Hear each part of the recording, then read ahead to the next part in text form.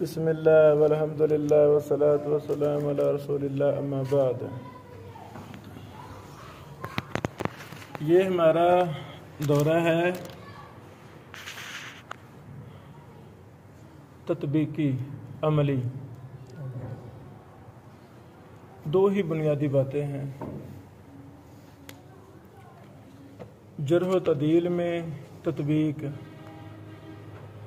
ایک راوی کو کچھ محدثین نے ثقہ کہا ہے، کچھ محدثین نے ضعیف کہا ہے، تو اس میں ہم نے تطبیق کیسے دینی ہے، ایک یہ بنیاد ہے۔ دوسری بنیاد ہے ایک حدیث کو کچھ محدثین نے صحیح کہا ہے اور کچھ نے ضعیف کہا ہے، تو ان میں تطبیق ہم نے کیسے دینی ہے۔ یہ بڑا ہی اہم مسئلہ ہے، دونوں مسئلے ہی اہم ہیں۔ تو عملی کام بھی ہم آج سے شروع کر رہے ہیں انشاءاللہ۔ اور یہ اختلاف کیوں ہوا، سبب کیا ہیں، وہ اصل اصولی اختلاف ہے۔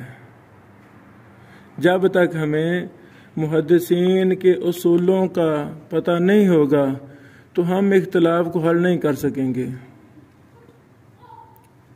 فقہاء کا اختلاف ہمیں پتہ ہے، تو وہ اختلاف ہم کیسے حل کرتے ہیں، دلائل دیکھتے ہیں، ان فقہاء کے اصولوں کو دیکھتے ہیں۔ مثلا احناف کا، شوافی کا، حنابلہ کا، مالکیوں کا آپس میں اختلاف ہے، اہل حدیث بھی اختلاف کرتے ہیں دیگر فقہاء سے۔ تو جب تک ہم ان کے دلائل اور اصولوں کو نہیں دیکھتے تو ہمیں پتہ چلتا نہیں۔ سمجھا گی؟ تو ہمیں انشاءاللہ ان 10 دنوں کے اندر بحث کرنی ہے جرح و تعدیل میں اختلاف کا حل۔ اصول دیکھیں گے، تفصیلات دیکھیں گے۔ الحمدللہ اللہ تعالیٰ نے مجھے توفیق دی ہے، میں نے کافی کتابیں لکھی ہیں علوم حدیث جرح و تعدیل علل پر، تو ہر چیز پر تقریباً تفصیلات میں نے اپنی کتابوں میں لکھی ہیں، ایک ایک اصول پر دورے کروائے ہیں۔ تو میں اشارے کرتا جاؤں گا بھی یہ بحث فلاں کتاب میں ہے۔ پھر میرا اساتذہ مثلا استاد محترم شیخ ارشاد اللہ قصری صاحب، آپ ضرور ان کو نام سنا ہے، بہت بڑے امام اور محدث ہیں، اللہ شیخ کو سلامت رکھے، لمبی زندگی دے۔ تو ان کی کتابوں میں بہت کچھ ہے۔ تو اب چونکہ ہم نے علم حدیث میں رسوخ حاصل کرنا ہے، ٹائم بھی تھوڑا ہے، رسوخ تو نہیں کہہ سکتے، چلو کچھ نہ کچھ فائدہ ہوگا، نقصان نہیں ہے، فائدہ ہوگا۔ تو میں شیخ قصری صاحب حافظ اللہ کی کتابوں کی طرف مراجعت کا کہوں گا، وہ ساری کتابیں ہیں ہمارے پاس، پھر وہ بات سے وہاں سے ہم دیکھیں گے۔ اسی طرح شیخ البانی رحمہ اللہ کی کتابیں وہ بھی ہمارے پاس ہیں، وہاں سے ہم دیکھیں گے۔ شیخ حوینی صاحب کی کتابیں ہیں، مولوی یمانی صاحب کی کتابیں ہیں، الی آخرہ ہی، ابن حجر کی ہیں، امام ابو حاتم رازی، ابو زرع رازی۔ یعنی جرح و تعدیل میں بھی ہم نے اصل کتابوں کو دیکھ کر مسئلہ حل کرنا ہے کہ یہ اختلاف کیوں ہے، یہ اختلاف کیوں ہے۔ مثلا ابن حجر اسقلانی رحمہ اللہ کی کتابیں بھی ہمارے سامنے ہیں، اصل بھی کتابیں ہمارے سامنے ہیں الحمدللہ۔ تو میں آپ کا ساتھ دوں گا بھائیوں کا، تو پیچھے ہم نہ تتبع کریں گے بھی یہ اختلاف ہوا کیوں۔ ابن حجر صاحب ایک راوی کو ضعیف کہہ رہے ہیں، امام ذہبی اس کو ثقہ کہہ رہے ہیں، تو یہ وجہ کیا ہے۔ تو انشاءاللہ آپ دیکھیں گے کہ امام ابن حجر کے سامنے جو قول تھا وہ ذہبی صاحب کے سامنے نہیں تھا۔ جرح و تعدیل کا علم بڑا پھیلا ہوا ہے، بڑا لمبا چوڑا علم ہے۔ کتنے اقوال کتب حدیث میں ہیں، کتنے جرح و تعدیل کے اقوال کتب حدیث کے اندر ہیں، ان میں سے کتنے اقوال جرح و تعدیل کی کتابوں میں نہیں ہیں، کتنے اقوال کتب علل میں ہیں، کتب علل کے اندر ہیں جرح و تعدیل کے اقوال۔ مثلا امام ابن ابی حاتم رازی کی الجرح و تعدیل ہمارے پاس ہے۔ کچھ راوی ایسے بھی ہمیں ملے ہیں یہاں ان راویوں پر وہ جرح و تعدیل کے اقوال نقل نہیں کیے گئے جو امام ابن ابی حاتم رازی نے علل ابن ابی حاتم نقل کیے ہیں۔ تو پھر ہم تو طالب علم ہیں، ہم نے جرح و تعدیل کو بھی دیکھنا ہے، علل کو بھی دیکھنا ہے، پھر ہی ہمیں دراسہ ہوگا نا۔ ذہبی صاحب کی کتابیں، ایک کتاب میں راوی پر ایک حکم ہے، دوسری میں ایک حکم ہے، تو ہم نے سارا دیکھنا ہے۔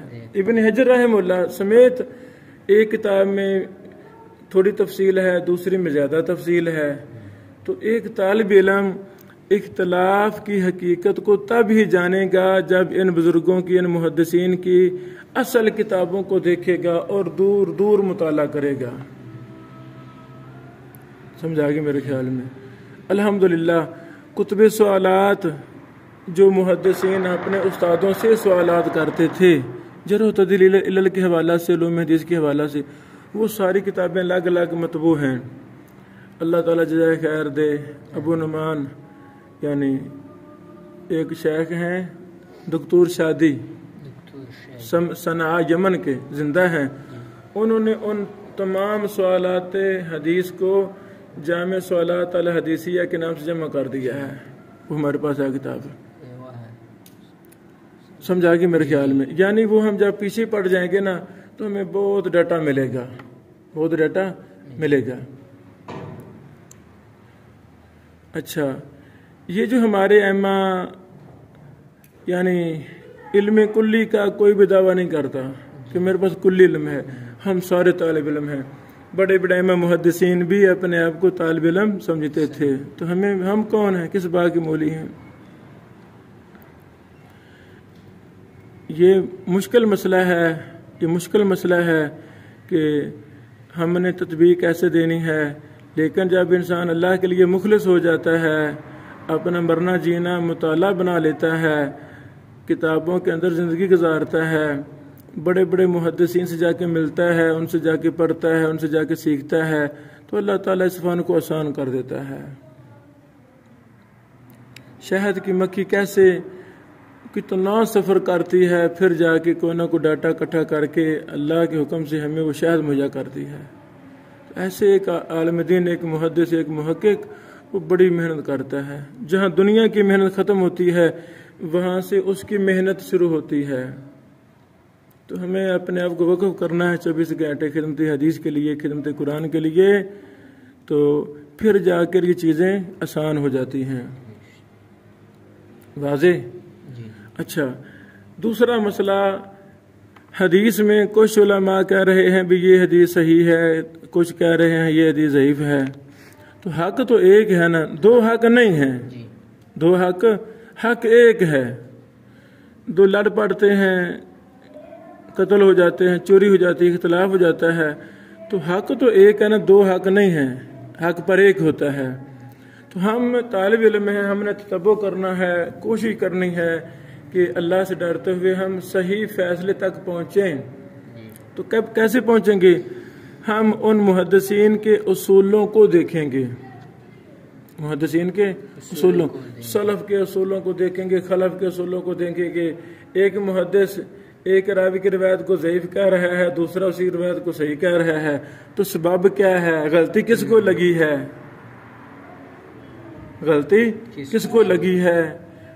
غلط کون ہے، صحیح کون ہے؟ غلط ہم نہیں کہیں گے کہ سارے اللہ کے مخلصین تھے، مجتہدین اور محدثین تھے، اجتہادی غلطی لگی۔ اجتہادی غلطی کو ہم غلطی تو کہہ سکتے ہیں نا، یہ بات غلط ہے، یہ صحیح ہے تو دلیل یہ ہے، غلط ہے تو کیوں غلط ہے، وجہ کیا ہے؟ سمجھا گی؟ زمانہ طالب علمی میں مرکز تربیہ الاسلامیہ فیصل آباد میں 3 سال ٹھہرا ہائی تعلیم کے لیے، بڑے محدثین کے پاس۔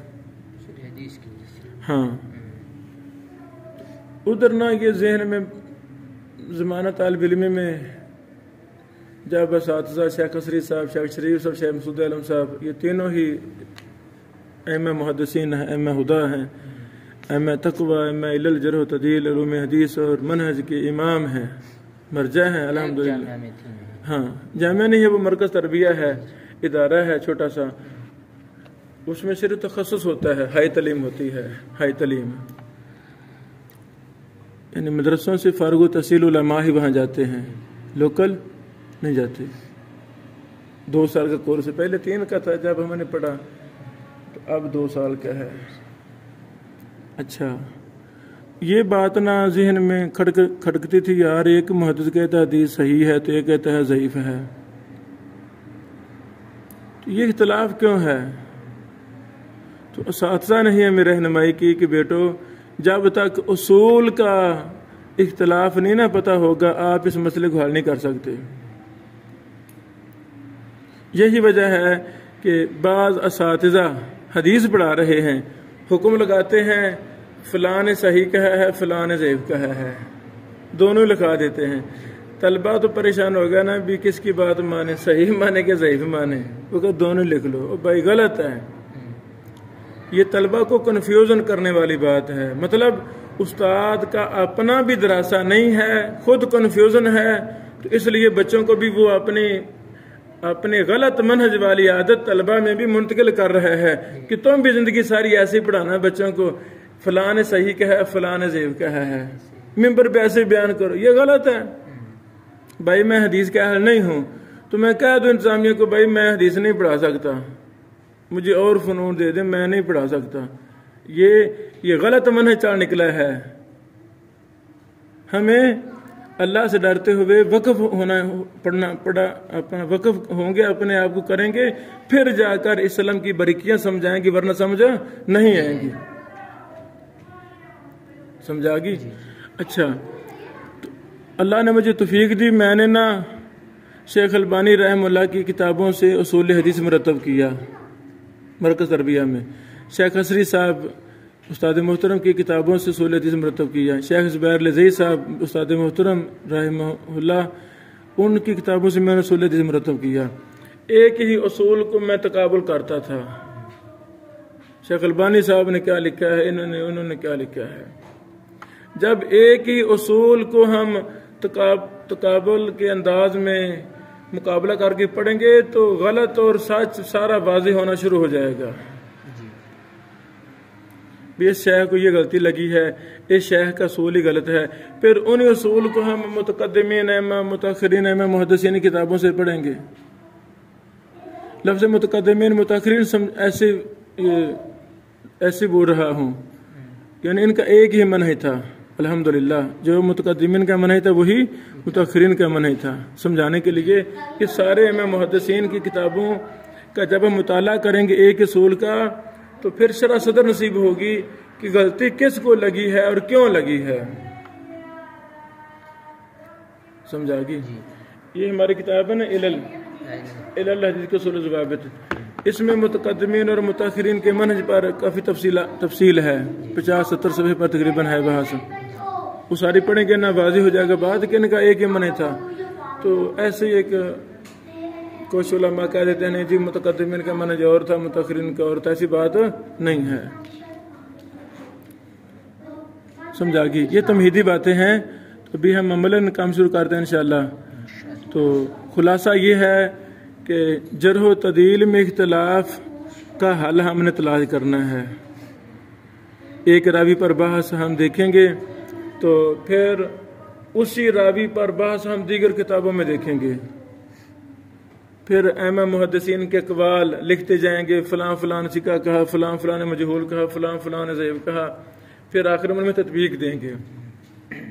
اوکے، روزانہ ہم 5 راویوں پر ہم بحث کریں گے روزانہ بلا ناغہ۔ اقوال جمع کرنے ہیں اور ان کو حل پیش کرنا ہے کہ اس کا حل کیا ہے۔ اس حل میں اصول آئیں گے، وہ جو میں نے کتابیں آپ کو مجھے کر دی ہیں، ان میں وہ اصولوں پر ہی بحث کی گئی ہے الحمدللہ۔ واضح؟ تو اسی طرح ایک روزانہ 5 حدیثوں پر بحث کریں گے، کہ یہ حدیث صحیح ہے، اس نے کہا صحیح تو فلاں نے کہا ضعیف، اس نے ضعیف کیوں کہا ہے، اس کی وجہ کیا ہے؟ ضعیف کہنے والے کی بات درست ہے کہ صحیح کہنے والے کی بات درست ہے؟ ٹھیک ہو گیا؟ اب ان باتوں کے درمیان کوئی ذہن میں سوال ہو تو آپ پوچھ سکتے ہیں، کوئی سوال ذہن میں ہو؟ بولو بولو بولو۔ متاخرین اور متقدمین کا اصطلاح جو ہے نا، متاخرین درست بیٹھ دے کہاں سے شروع ہوتے ہیں اور یہ متقدمین کہاں سے؟ ہاں، یعنی یہ فرق ہی غلط ہے، یہ فرق ہی غلط ہے۔ ویسے پہلی تیسری صدی ہجری کے محدثین کو کہہ دیتے ہیں متقدمین، بعض والوں کہہ دیتے ہیں متاخرین، یہ ساری بحث اس میں موجود ہے۔ زمانے کے لحاظ سے جو ہم سے پہلے ہے وہ متقدم ہے زمانے کے لحاظ سے۔ مثلا عبد المنان نور پوری صاحب میرے استاد تھے، وہ فوت ہو گئے، وہ متقدم ہیں۔ جی متقدم ہے، لیکن یہ گوندلوی صاحب متقدم ہیں، نور پوری صاحب، یہ سارے محدثین جو پہلے فوت ہو سارے متقدم ہیں۔ تو اور اصل ہے بھی یہ، جو پہلے فوت وہ متقدم ہیں، ہم متاخر ان کے مقابلے میں۔ امام بخاری صاحب کے مقابلے میں ابن حجر متاخر ہیں، ابن حبان ابو حاتم رازی کے مقابلے میں متاخر ہیں، وہ بعد والے ہیں۔ تو یعنی اصول میں، اصطلاح میں، منہج میں کوئی فرق نہیں ہے۔ یہ ابھی ایک اصطلاح بن گئی اصول حدیث میں کہ یہ متاخرین کا اقوال ہے اور یہ متقدمین کا یہ اقوال ہے، یعنی ایک دو اصول حدیث میں دو طائفے ابھی۔ ہاں، یہ اصطلاح غلط ہے، یہ اصطلاح غلط ہے۔ تو ہر پہلے کو متقدم کہہ دیتے ہیں، کوئی حرج نہیں ہے۔ اب اسی کو ذہن میں بٹھا کر ایسے فضول باتیں کی جاتی ہیں، جی ان کا منہج اور تھا، ان کا مطلب یہ کہ بعد والے دشمن تھے پہلوں کے، ایسی بات نہیں ہے، یہ ایک ہی لوگ تھے۔ بعض کتابوں میں ابن حجر، امام ذہبی یہ متاخرین شمار ہو جاتی ہے۔ میں کہہ رہا ہوں ویسے تو کہہ سکتے ہیں، لیکن اصول میں کوئی فرق نہیں ہے۔ امام ذہبی کا وہی منہج ہے جو ابو حاتم رازی کا تھا، امام بخاری کا تھا، ابن حجر کا وہی ہے جو پہلوں کا تھا۔ جزوی اختلاف پہلوں کا آپس میں ہے کہ نہیں؟ پہلوں کا جزوی ہے نا۔ دوسری صدی ہجری کے محدثین کا جزوی اختلاف ہے نا آپس میں ہے، تو ویسا ہی جزوی اختلاف ابن حجر رحمہ اللہ کسی متقدم سے بھی ان کا ہو سکتا ہے۔ کافی کتابیں دیں، ان میں آپ نے کیا کسی محدث کا بھی کسی سے اختلاف جزوی ہو سکتا ہے، اور وہ ہے اس جزوی اختلاف کو بنیاد بنا کر دو دیواریں کھڑی کر دینا، یہ متقدم ہے یہ متاخرین ہے، یہ فضول ہے۔ یہ تو چھوٹے چھوٹے رسالے ہیں، مطالعے میں ماشاءاللہ نہیں ہے۔ چھوٹے رسالے میں اصل علم، یعنی آپ کہتے ہیں چھوٹے رسالے میں اصل علم ہوتا ہے، یہ سچ ہے۔ خلاصہ ہوتی ہے، ہاں خلاصہ، خلاصہ اور ایک طرح کا کار ہوتی ہے، بڑوں میں بھی ہوتی ہے، لیکن وہ طویل ہو، جب مطالعہ کرتے ہیں تو جب آگے جاتے تو پیچھے بول جاتی ہے اس طرح۔ اس میں کوئی سوال آپ کے ذہن میں ہو پوچھیں۔ سوال میں اس صحیحین میں جو کثیر التدلیس راوی ہے، ان کی عن والی روایت بھی سماع پر محمول ہوگی۔ کثیر التدلیس ہے، پھر بھی ان کی عن، یہ حسن زن۔ دوسرا، ائمہ محدثین نے تتبع کیا ہے، الحمدللہ صحیح بخاری صحیح مسلم کے مدلسین کی ان والی روایتیں بھی اکثر بیشتر وہ مل گئی ہیں، یعنی وہ ان کا تصریح بالسماع مل گیا ہے۔ اگر بالفرض کسی کا نہیں بھی ملا، وہ چونکہ ان کتابوں کی صحت پر اجماع ہے، امت کا اتفاق ہے، الحمدللہ ہر صدی میں اتفاق رہا ہے، تو اس بنا پر وہ بھی محمول علی السماع ہی ہوں گی۔ یہ قاعدہ خاص ہے صحیح بخاری صحیح مسلم کے لیے۔ اور پھر امام بخاری امام مسلم رحمہ اللہ لاکھوں حدیثوں کے حافظ تھے، الحمدللہ، تو انہوں نے सैकड़ों सनदें और सैकड़ों मतून से एक सनद और एक मतन का इंतखाब किया है। तो वो सब चीज़ें जानते थे अल्हम्दुलिल्लाह। इस बिना पर यानी कसीर तदलीस का अन महमूल समाही होगा सही बुखारी मुस्लिम में। अगला सवाल। दूसरा सवाल ये है कि बुखारी में जो मुस्नद, बुखारी और मुस्लिम में जो मुस्नद रिवायत है उस पर तो इजमा सेहत का, लेकिन बाकी जो तारीक़ात है इनका क्या मतलब? जब हम मुस्नद का लफ्ज़ बोलते हैं तो इससे मुराद है मरफू अहादीस, और वो सारी की सारी बुखारी मुस्लिम में सही हैं। जब हम लफ्ज़ मुस्नद बोलते हैं तो दूसरा इसका मुराद है बासनद। तो सही बुखारी सही मुस्लिम में कुछ मौकूफ रिवायतें भी बासनद हैं। हाफिज़ इब्न हजर रहमतुल्लाह ने लिखा फतहुल बारी के मुकदमा में कि मौकूफ़ात भी जो बासनद हैं वो सारी की सारी सही हैं, और यही सही बात है। मौकूफ़ात भी, और वो चंद हैं, और वो ज़्यादा नहीं है, चंद हैं। सब सही है। हाँ सही है, और यही बात ठीक है। तीसरी बात, जो मुअल्लकात हैं, सही बुखारी में भी मुअल्लकात हैं, सही मुस्लिम में भी मुअल्लकात हैं। सही बुखारी की मुअल्लकात पर इमाम इब्न हजर अस्कलानी ने किताब लिखी तगलीक़ुत तालीक़ अला सहीह बुखारी। तो सही मुस्लिम की मुअल्लकात पर अली हसन अल हलबी उर्दन वाले राहिमहुल्लाह शेख अलबानी के मरूफ मशहूर शागिर्द, बहुत बड़े इमाम और मुहद्दिस राहिमहुल्लाह, कोरोना में वफ़ात पा गया।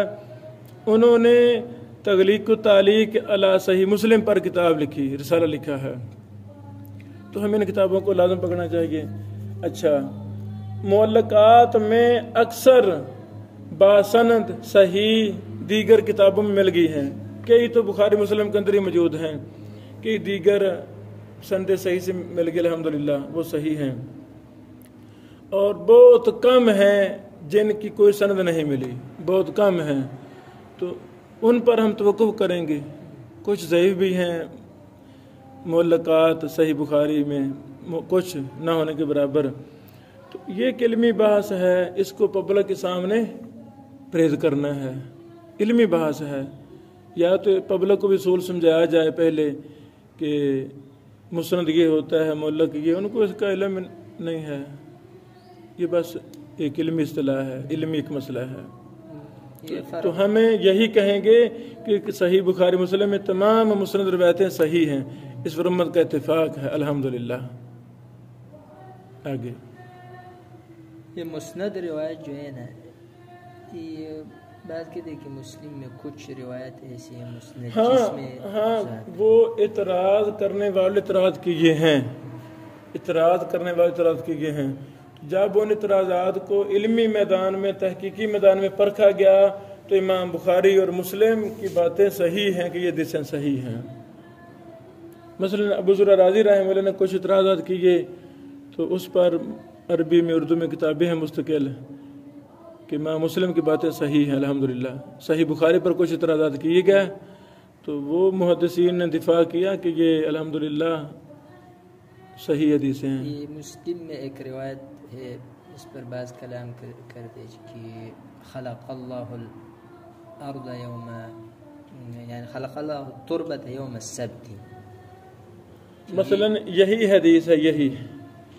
तो हम चूँकि अब काम ये करना है अमली पर, इस पर भी हम दरासा करेंगे।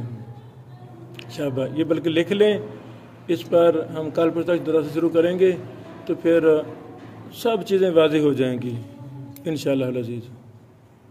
अगला कोई सवाल है?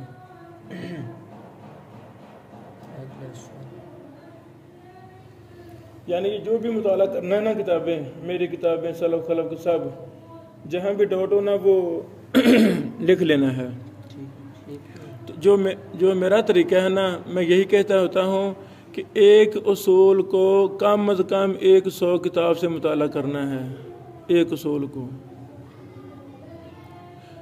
خواہ 10 دن لگ جائیں، خواہ 1 ہفتہ لگ جائے، خواہ مہینہ لگ جائے، خواہ سال لگ جائے، خواہ 20 سال لگ جائیں، چلو ایک اصول میں تو بندہ ماہر بن جائے۔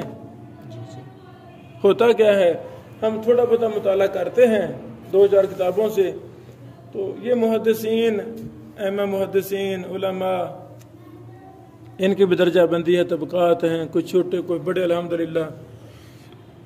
تو جب ہم ایک اصول کو کئی کتابوں میں پڑھیں گے نا تو ہمیں شرح صدر نصیب ہوگی، غلطی کس نے کی ہے، صحیح بات کیا ہے، وہ سارا کچھ مل جائے گا۔